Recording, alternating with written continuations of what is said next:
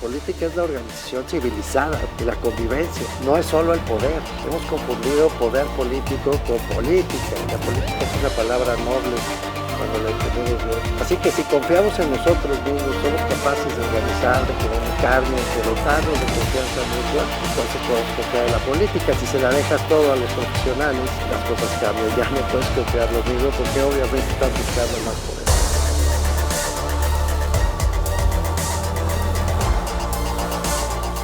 Bienvenidas, bienvenidos. Hoy voy a tener el gusto de conversar con un joven ingeniero experto, sin embargo, a pesar de su juventud, en materia de agua. Ariel Golding ha estudiado a fondo el problema del agua en las ciudades, ha sido consultor en 6 estados de México, en 2 países de América Latina, y también conoce, por cierto, el problema del agua o los desafíos del agua de Guadalajara, y conoce el tema al revés y al derecho. Ariel, tenía yo muchas ganas de tener esta conversación contigo. De veras, no sabes cuánto te agradezco que hayas aceptado venir con nosotros. Mucho gusto, Mauricio, muy emocionado de estar aquí. Muchas gracias. Ariel, empiezo por hacerte pues la pregunta que me llevó a invitarte a esta conversación. ¿Tenemos o no que estar preocupados por el agua, por el futuro del agua en las ciudades? ¿Hay motivos?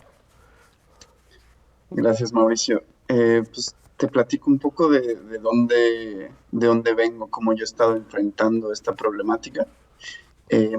Yo soy parte del mundo dentro de la acción climática que se llama el mundo de la adaptación al cambio climático. Okay. Nosotros lo que estamos intentando buscar es entender qué es lo que puede pasar en el futuro y cómo nos podemos preparar. Entonces ya estamos pensando en cuáles son los potenciales efectos del cambio climático y cómo eso puede tener distintos impactos en todos los sistemas de los que dependemos. Okay. Dentro de este mundo de la adaptación, justo es universalmente aceptado que el ciclo del agua es uno de los más afectados por los efectos del cambio climático. Okay. Pero el mundo de la adaptación justo es como construir una agenda de desarrollo que permita enfrentar los problemas de hoy, pero también prepararnos para los de mañana. Entonces tenemos que partir de entender en dónde estamos hoy. Eso, ayúdanos a entender qué es esto del ciclo del agua y por qué crees que está afectado por el cambio climático. Sí, pues últimamente justo hablamos más que solo del ciclo del agua, de todo el ciclo hidrosocial del agua. Okay. De todas las etapas desde cómo se generan y se llenan nuestras reservas de agua, tanto superficiales como subterráneas. Okay. Y luego todas las etapas subsecuentes de cómo la aprovechamos nosotros, los ecosistemas y qué pasa después de que la utilizamos. Okay. Entonces, justo se habla mucho como, o sea, partiendo como de la problemática actual, sí, se habla siempre como de un posible como colapso futuro, ¿no? De algo que puede venir a pasar después. Puede de hecho, venir. Justo participé hace poco en un foro de León que se trataba sobre eso, sobre como el famoso día D del agua, que se ha hablado mucho, como lo que iba a pasar en Sudáfrica y demás. ¿Y habrá día D? ¿Cómo? ¿Y habrá día D? O sea, en este grupo de adaptación al que tú perteneces, ¿sí habrá día D? Pues yo justo pienso que el discurso debe ir un poco en otra dirección. Okay. Yo creo que esta manera de conceptualizar los impactos del cambio climático, de que va a llegar un momento en el que universalmente estamos todos de acuerdo que pasamos del otro lado de la línea, yo pienso que eso justo no va a pasar de ese modo. Más bien que tenemos que ver como toda la diversidad de los impactos y que para mucha gente el día de ya pasó. O sea, hay mucha gente en la Ciudad de México, la ciudad de Guadalajara en el 2021 se quedó sin agua, ¿no? Sí, y Monterrey recientemente. Muchos que llevan muchos años. Monterrey. Entonces, para mucha gente ya pasó. En Monterrey está pasando ahorita fuertísimo. Les fue fatal, sí. Y entonces, este tipo de eventos más puntuales que luego también nosotros encontramos la manera de lidiar con ellas y así vamos como en un ciclo de que pasa algo nuevo, lo empezamos a enfrentar, luego pasan otras cosas. Ahora, Eso es lo que va a pasar. déjame entender esto, querido Ariel. ¿Estamos frente a un problema de cambio climático y ya? ¿O estamos frente a un problema de cambio climático al que se añade una concentración, una aglomeración demográfica y una muy mala planeación de esa aglomeración demográfica? ¿Qué tanto pesa uno, qué tanto pesa el otro? Ayúdanos a entender ese fenómeno doble. Sí, pues justo en cambio climático la conversación se centra sobre todo en la vulnerabilidad. Sí, Una parte de la vulnerabilidad es las, los, las presiones climáticas, sí, que pueden ser progresivas o puntuales, sí. pero la mayor parte de la vulnerabilidad son todas las precondiciones existentes, sociales, económicas, ambientales y políticas, que al final de cuentas permiten o no que el cambio climático afecte a una población. Ok, ok. Entonces, justo ahí es donde se centra la conversación, en esas vulnerabilidades que permiten que nos pueda afectar los cambios climáticos ¿Nos o está los efectos faltando el climáticos. agua universalmente, Ariel, o es un fenómeno que se localiza en algunas regiones? Pues justo una de las maneras más sencillas como de ver las predicciones del cambio climático es que las afectaciones que ya existen se pueden acentuar. Ok, Entonces, las zonas en donde ya existen retos de falta de agua pueden tener una mayor falta de agua, pero también existen zonas donde hay excesos de agua, ¿no? Donde hay inundaciones cada vez más bueno, claro, frecuentes. sí. Esas también se pueden afectar. Y existen zonas que tienen las dos, que es justo como el caso de Guadalajara, en donde pasan de la temporada de inundaciones a la temporada de sequías. Sí, Y justo esas diferencias también son las que se pueden acentuar. acentuar tanto porque se inunde más como porque quede menos agua en la sequía. Así es. Eso significa acentuar. Y en el caso de Monterrey y en el caso de la Ciudad de México también puede suceder eso. Así es. Va, Justo todas mecha. esas cosas que ya estamos viendo es un buen punto de partida para decir esto que ya está pasando ahorita se puede seguir acentuando. Ok. Y son efectos que ya hemos estado viendo en las tres ciudades. Déjame parar aquí un momentito, Ariel. Tengo que ir a un corte y volvamos, si te parece, sobre las tres ciudades que acabamos de mencionar. No se vayan, estamos hablando con el ingeniero Ariel Golding, que sabe todo lo que hay que saber sobre el problema del agua. Regresamos de inmediato.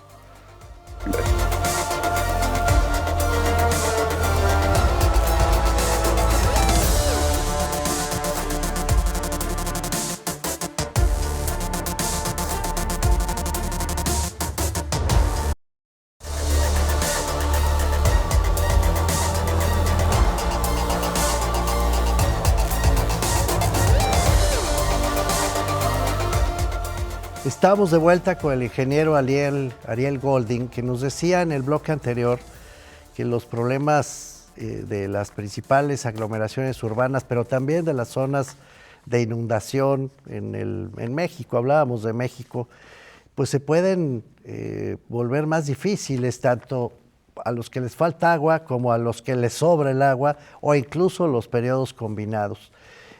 ¿Podemos retomarlo desde ahí, querido Ariel? Claro que sí. Pues justo nuestras tres grandes ciudades, que también son algunas de las ciudades más grandes de la región, las tres comparten, entre muchos de los demás retos que comparten grandes retos del agua. Y esto no solo tiene visibilidad nacional, sino también internacional. En particular, justo la Ciudad de México, que sostiene esta ilusión de que tiene agua, ya que tenemos un sistema que no existe en ningún lugar del mundo, que está bombeando agua de 200 kilómetros de distancia y con una ganancia de elevación de casi 2 kilómetros acumulado. Y Perdón, esto, dijiste no sí, existe en ningún otro lugar del mundo lo que pasa en la Ciudad de México, ¿te entendí bien? sí, a esta escala no existe. O sea, este sistema Ok, de estas dimensiones que consume casi la misma energía que la ciudad de Puebla. no hombre, Entonces es algo inimaginable. válgame Dios. O sea, energía que consume Puebla es la misma que consume la Ciudad de México para llevar agua? Sí, para bombear el agua necesaria para abastecer parte de la Ciudad de México a través del sistema Cutzamala. ¿Qué tan Entonces, autosuficiente es la Ciudad de México, Ariel? Cero, nada. O sea, cero. justo esto es yo esto lo veo como justo sostener una ilusión de que existe, de que tenemos agua suficiente en la Ciudad de México, pero claramente no es el caso porque la tenemos que traer de tan lejos. Pues no, claramente. Y eso afecta a su vez otros sistemas de dotación de agua en Guadalajara, en Monterrey, en otras regiones del país. Guadalajara también tiene un sistema de agua extremadamente complejo, Ok, eh, donde tiene una fuente de agua principal, que es el lago Chapala, el lago más grande del país, sí, y depende también de otra fuente superficial, una fuente futura y todo un sistema de pozos bastante grande. Entonces es un sistema bastante complejo, también bastante especial y que además ahorita tienen una nueva infraestructura muy interesante que interconecta las distintas zonas de la ciudad. Entonces ok. ahora se puede mover agua dentro de la ciudad para cambiar entre las distintas fuentes de agua que tienen, O sea, que es sí, muy... sí es autosuficiente Guadalajara como zona metropolitana. Bueno, Guadalajara trae agua de más cerca, Chapala. entonces sí, No es el caso de la Ciudad de México y obviamente no consume la cantidad de energía de la que acabas de hablar, asumo. no, para el abastecimiento de la ciudad de Guadalajara, sobre todo se utiliza la energía, bueno, la fuerza de gravedad, ¿no? Que es muy Ok, distinto al caso bueno, de la Ciudad de México, donde se bombea agua hacia arriba y ok, luego se vuelve a bombear para sacar las aguas de reuso. ok, no es el caso de Guadalajara. No. ¿Sabes qué pasó en Monterrey, Ariel? Seguramente lo estudiaste porque vaya que lo han pasado mal. Sí, en Monterrey es una combinación de efectos en donde una sequía acumulada y una sobreexplotación de los acuíferos de muchos años, pues terminó generando una crisis anunciada, ¿no? Era algo que ya se sabía que podía pasar en una ciudad justo de un tamaño muy grande, de un proceso demográfico muy acelerado, en una zona básicamente desértica. Entonces, lo que pasó y sigue pasando en Monterrey es algo que ya se sabía que podía pasar, eh, y que además ya se fue viendo la evolución, ¿no? De las reservas de agua y cómo la gente que manejaba el agua sabía que esto iba a pasar pronto. Y va a seguir pasando, por lo que estoy entendiendo. Es decir, Monterrey, ¿cómo le va a hacer? Porque ahora se está hablando de otra presa, en fin, ¿tiene salida realmente Monterrey al problema de agua que está enfrentando?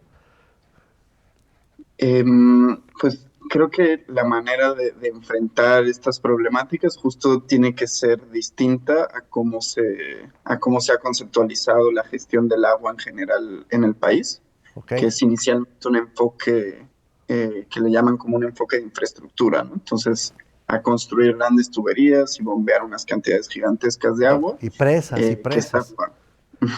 y presas grandes, Sí. y que esta agua se inyecta en una red muy poco eficiente y luego que se distribuye por un muy bajo precio y se pierde una gran parte en fugas adentro de la ciudad.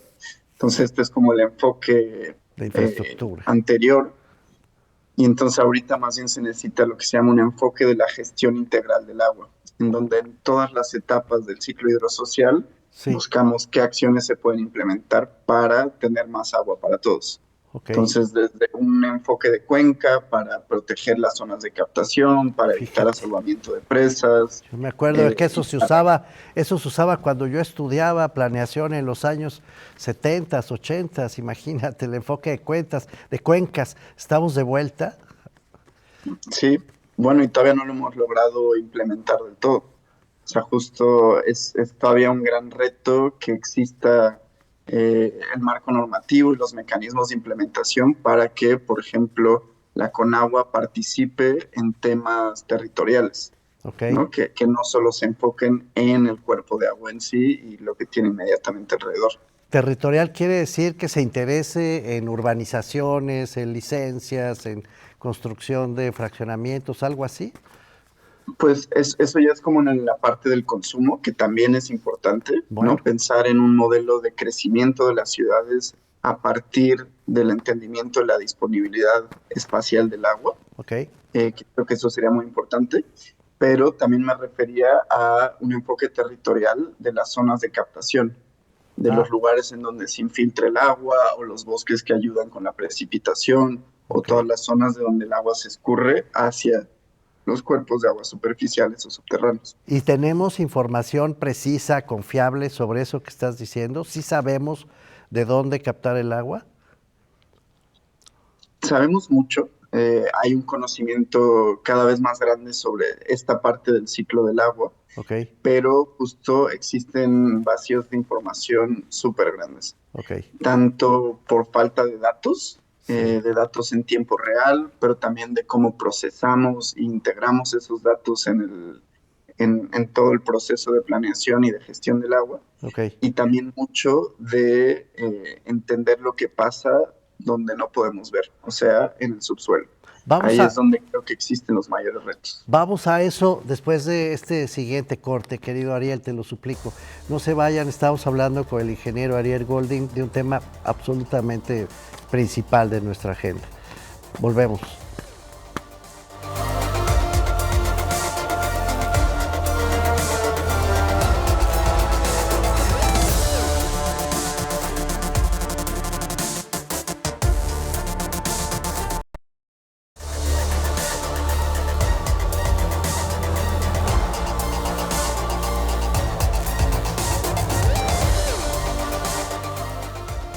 Estamos de vuelta con el ingeniero Ariel Golding, que ahora nos explicaba en el segundo bloque, pues que tenemos algunas limitaciones de información sobre las fuentes de dónde abastecer el agua, pero que sí hay un nuevo enfoque del manejo integral, te entendí, del agua para poder librar pues estos enormes desafíos que están viviendo principalmente en nuestras zonas metropolitanas.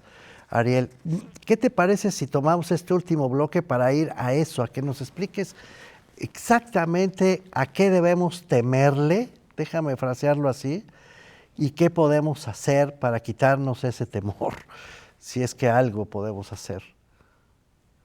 Ok, pues en temas de sequías se habla mucho de tres tipos de sequías. Sí, Por un lado es la sequía meteorológica, que es que llueva menos.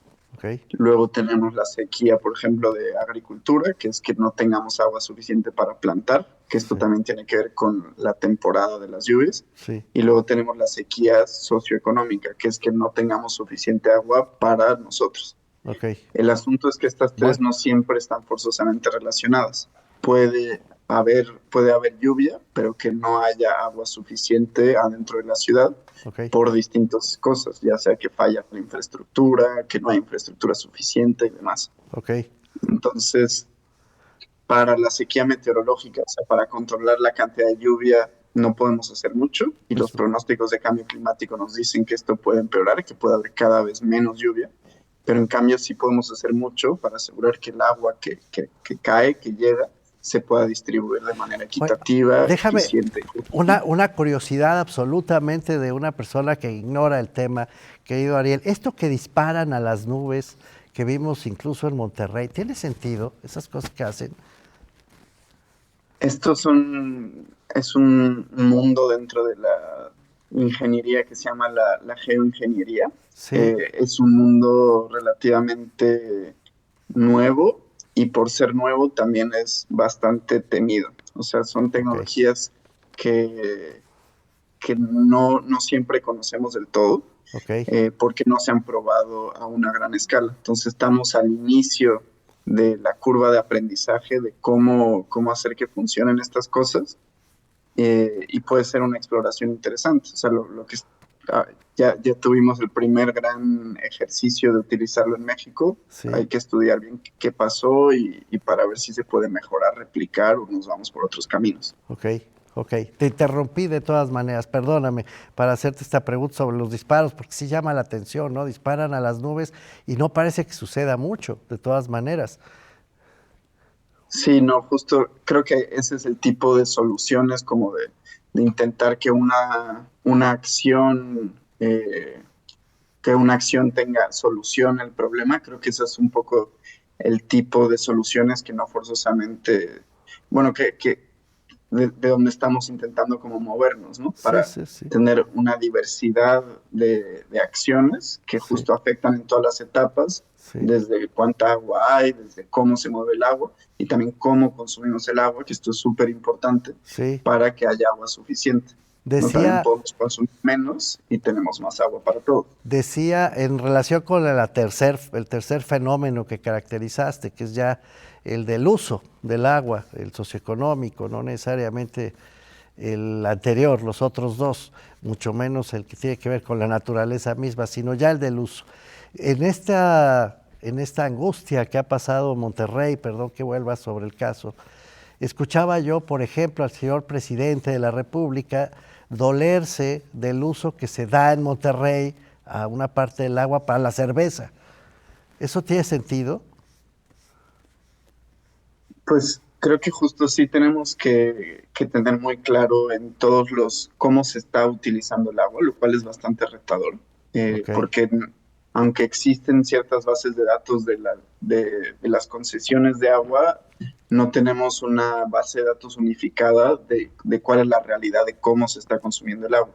Tenemos indicadores y justo en efecto en México y en estas ciudades de las que hemos platicado, el consumo para la población no es el principal consumidor de agua. ok, Generalmente ok, es primero la agricultura, ok, y entonces creo que sí ahí empieza a haber como una competencia entre los distintos sectores y ok. tenemos que entender muy claramente cuánta agua le puede tocar a cada uno con justo un enfoque de desarrollo, con mucho un enfoque de justicia.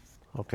Ariel, no, nos quedan 2 minutos, se va como agua esto, literal, estamos hablando del agua y se va como agua esta conversación. Me quedan 2 minutos, máximo. Te tengo que preguntar, porque si no, la gente se va a quedar inquieta. ¿Qué hacemos? ¿Qué podemos hacer nosotros? Es decir, la gente Sí, común y pues corriente, ¿qué hacemos? Porque sin agua, pues no podemos vivir, punto.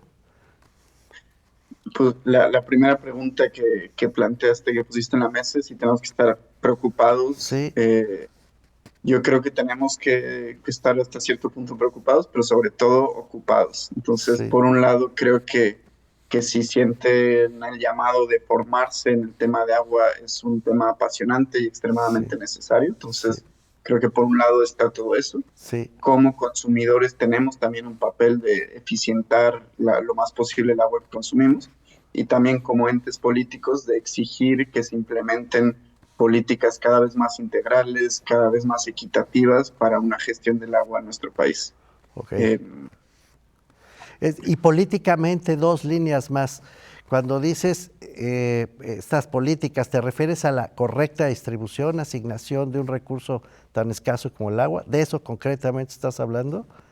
sí, me refiero Sí, justo a que es un recurso escaso sí. y que tenemos que tomar las riendas de cómo se distribuye y asegurar que se distribuya justo de una manera equitativa, pero también eficiente, ¿no? Reducir las pérdidas que hay en todas las etapas del proceso y que sea sobre todo mucho más transparente De acuerdo. cómo se extrae, procesa y distribuye el agua.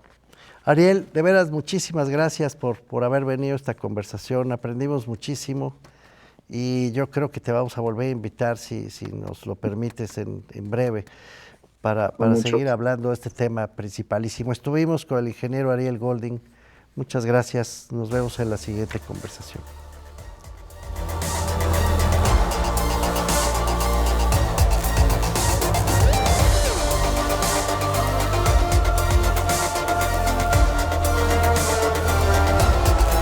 Hemos confundido poder político con política. La política es una palabra noble cuando la entendemos bien. Así que si confiamos en nosotros mismos, somos capaces de organizar, de comunicarnos, de dotarnos de confianza mutua, entonces podemos confiar en la política. Si se la dejas todo a los profesionales, las cosas cambian. Ya no puedes confiar lo mismo porque obviamente están buscando más poder.